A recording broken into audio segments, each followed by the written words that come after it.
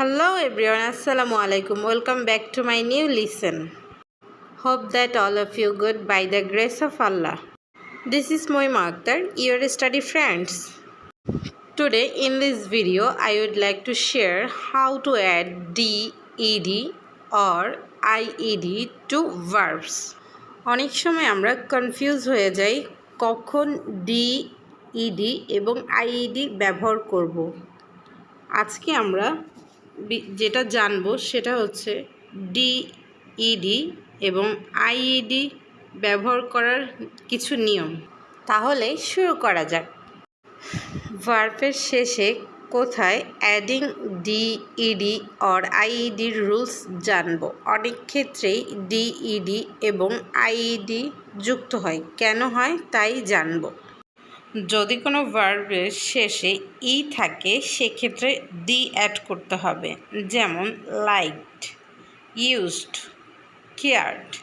এখানে লাইকের শেষে ই আছে, সেজন্য যুক্ত হবে।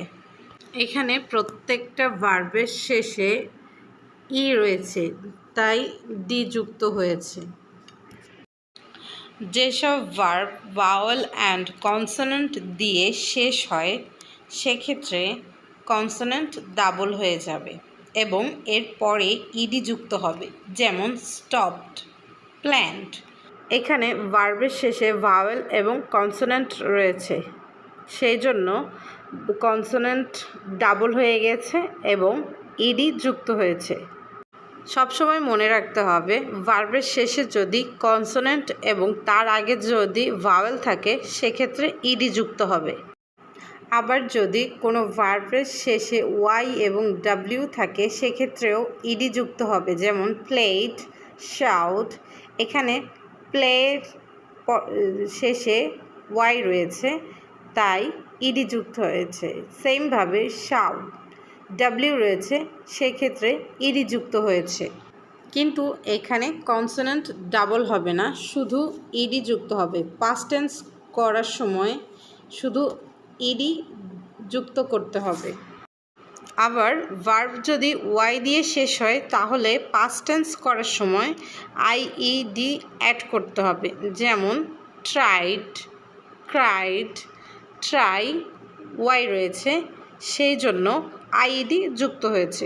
ক্যারি, এখানে ক্যারির শেষে ওয়াই রয়েছে, সেজন্য ইডি যুক্ত হয়েছে, ক্যারিড।